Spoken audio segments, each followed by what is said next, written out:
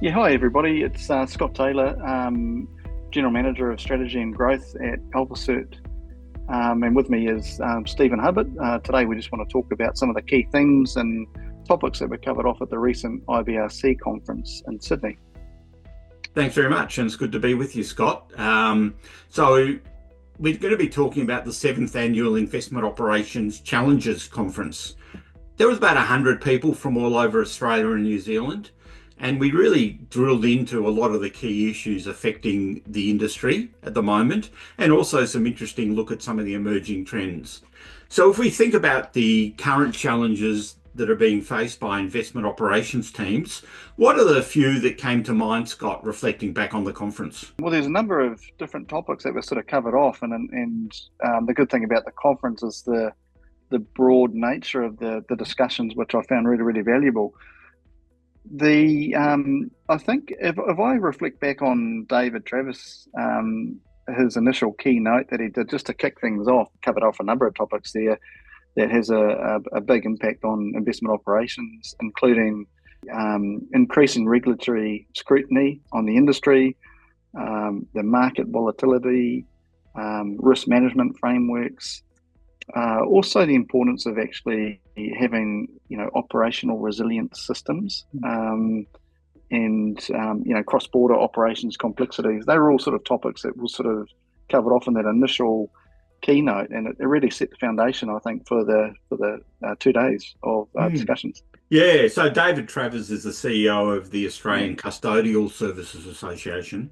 And I think having him do the keynote really highlighted the important role that the custody providers play in the market.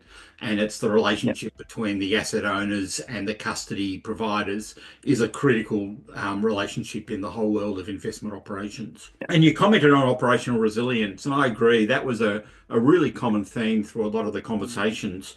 And I suspect partly driven by APRA's CPS 230 requirements, which will come into force next year, which impose a yeah. lot more operational resilience and risk management on organisations.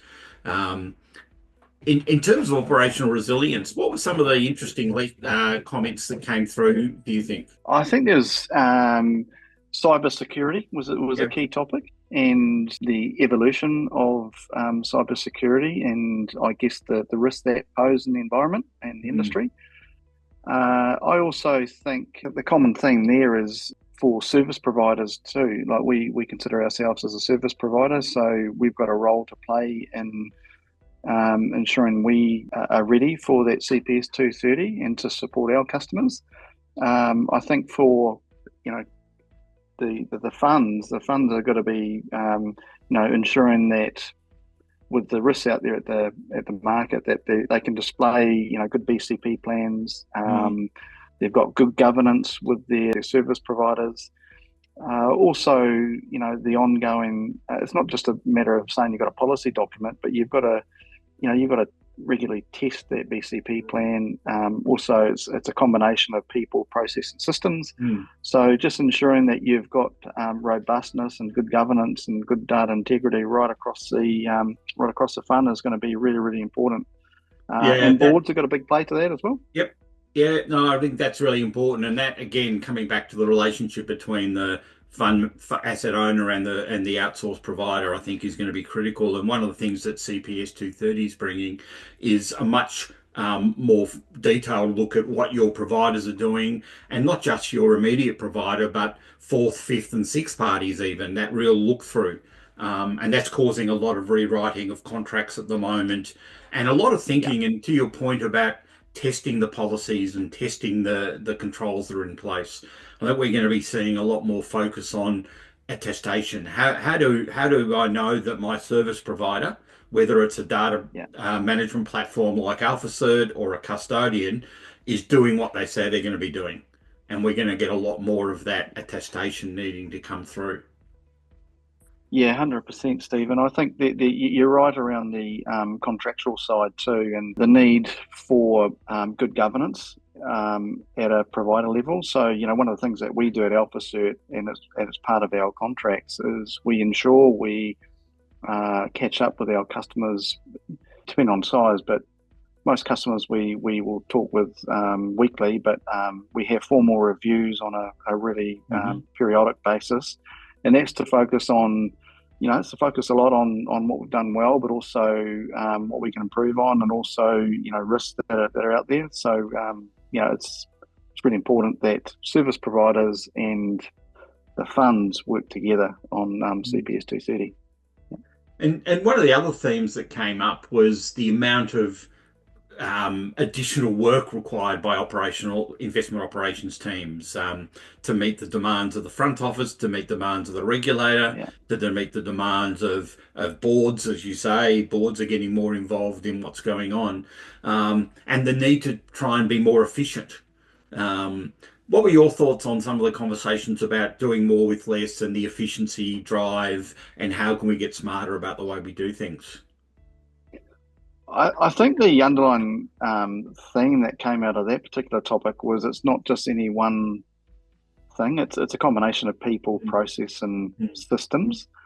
And I think the funds that are not investing in systems or technology and keeping up to speed with that really, that they're going to struggle a little bit. I actually, if you're doing manual processes and you're reliant on a lot of manual activities at the moment, well, that's only going to get worse with the regulatory scrutiny that's going to come in with CPS 230. So I think it's a combination of things. I think the board too, there'll be a lot of focus on the board, because the board have to ensure that there's good risk management, governance and frameworks embedded in the fund, and that involves testing, policy and people and capability. So and I think that technology and the use of technology is going to be really important. We've heard a lot about spreadsheet risk in the past. What I thought was interesting is on one of the panels, one of the panelists talked about maybe in the future we won't be talking about spreadsheet risk so much, but we might be talking about Power BI risk or Python risk, because we're seeing so much Python and Power BI now coming into the investment operations teams with the same sort of lack of controls that we're seeing around spreadsheets. I thought that was really interesting. Yeah, that's a good takeout. Technology is moving so quickly, and from my perspective, I think that the funds that are going to succeed, and we talked about this came up a lot during the 2 days, is the funds that can produce high levels of data integrity. So it's not just a matter of speed and getting data to decision makers quickly, but it has to be accurate. And the power that some of the technologies play in ingesting that information and also validating and making sure the accuracy is there is really important, because decision makers want to be confident that they're basing their decisions on accurate data. And I guess that brings us to your presentation, Scott, and you gave a really interesting presentation on the implementation of investment data management platform. And the advantages and some of the challenges, and some good guidance to organisations looking to implement an investment data management platform. And at the start, you very much talked about how it's used to streamline operations and save time. Could you talk about that for a little bit? Yeah, I think the more manual steps that you have embedded in your process, the longer it will take to get the data from source to decision maker. And what technologies are out there is, if you look at a database management platform, the whole real power that those platforms give to funds is the speed at which that data can get from source to advanced analytic and insights. And it's not a matter of actually reducing headcount, but it's actually a matter of ensuring that the people that you've got are focused on value-added activities and insights more so than the data manipulation. And I think that's really important. So what we're trying to do is automate that data manipulation and free up people's time to focus more on actually adding value and insights to decision makers, to ensure that, at the end of the day, ultimately we all want high member returns and, to keep growing. So what do you see the three key advantages of having an investment data management platform? For me, it's speed, how fast the process of data can get to decision makers. I think that's really important. underlying that is risk management and compliance. I think with ongoing regulatory reporting, climate reporting, that was quite topical. There's a lot of climate reporting obligations now, and there will be going forward into the future. So if you can sort of automate and reduce that risk, because what you want to do is you want to make sure that your reports are accurate, particularly the ones that are going to the regulators. So to have highly accurate reports, and also I think I think actually risk plays a big part of it. To be honest, I think that's a really important element because it's quite a broad topic. Risk, you mitigate risk from falling behind your competitors.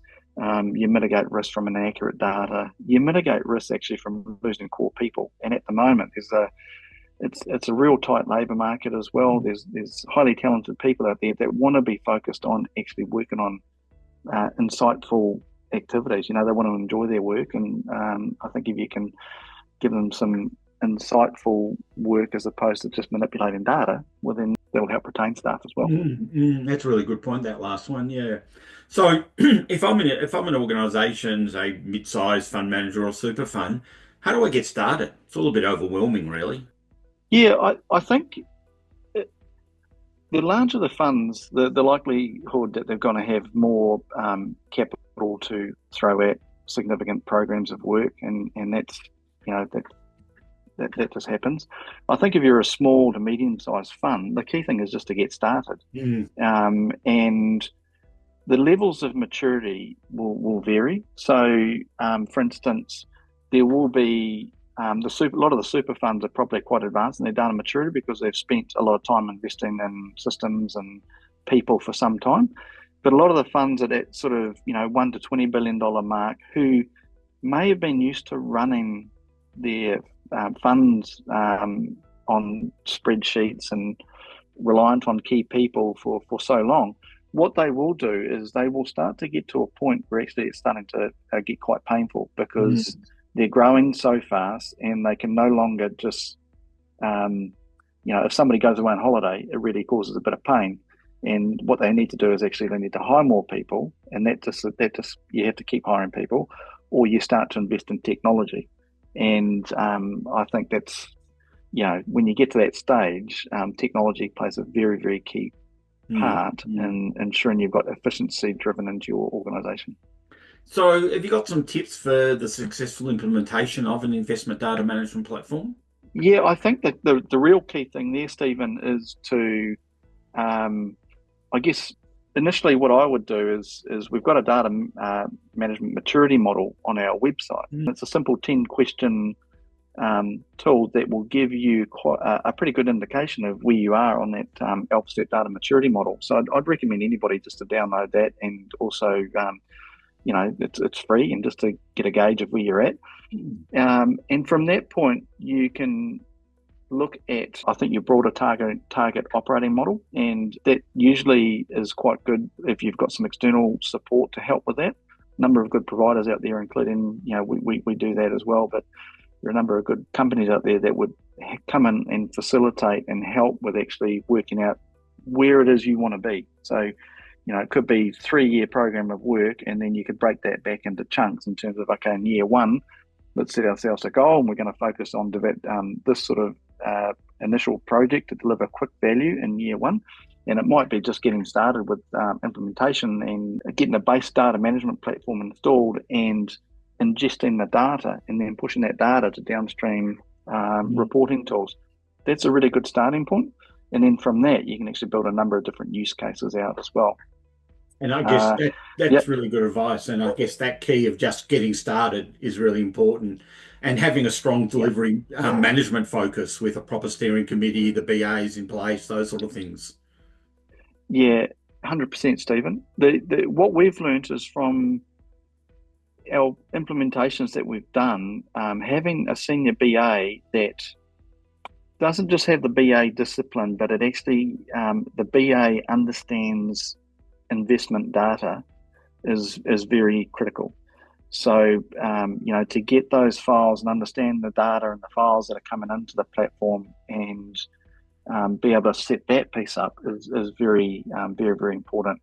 They play a critical role. The other thing is having good program management and also a good steering group set up from the outset. The steering group's really important because basically there will be issues along the way. That's the nature of projects. But strong steering groups can actually mitigate those risks, mitigate those issues really quickly by making decisive decisions and ensure projects stay on track. And they also ensure that the right capabilities are in the right areas to keep schedule. Yeah, that's really important. That proper planning, proper governance over the project, and that word governance just keeps on coming up again and again. And right through the conference, we heard about governance, whether it was about cybersecurity, whether it was about emerging AI technologies, whether it was about CPS 230, whether it's about implementing a new data management program. Having that appropriate governance and oversight is critical. Absolutely.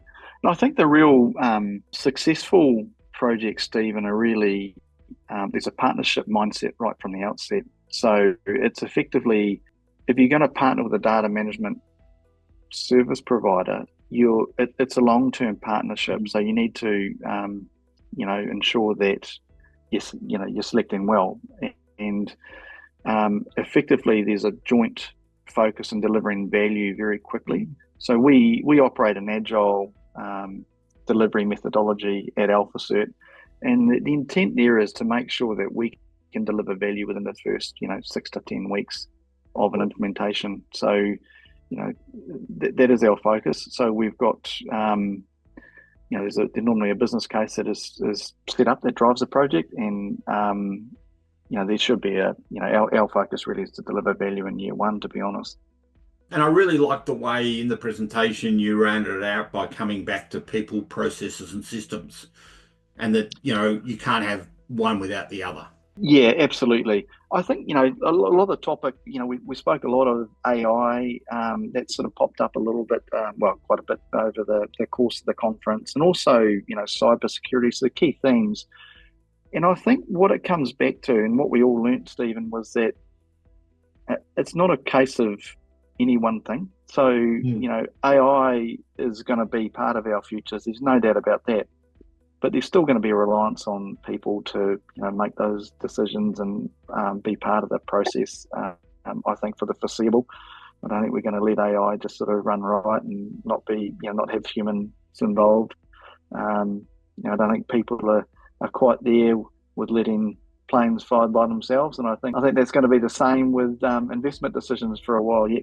Absolutely, yeah. And you're right, that was a very strong theme at the conference. So no, it's been a really good conversation about the conference, so thanks very much, Scott. Thanks, Stephen.